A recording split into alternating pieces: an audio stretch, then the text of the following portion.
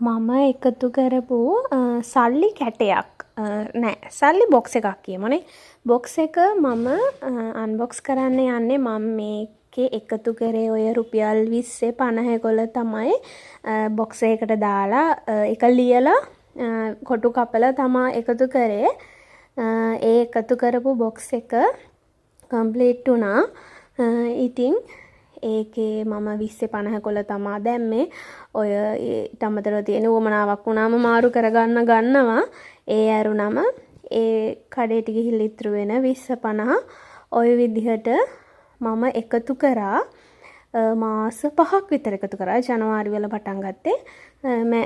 මැයි වෙද්දි එකතු කරගත්තා. එතන රුපියල් 7600ක මුදලක් එකතු වෙලා තිබුණා.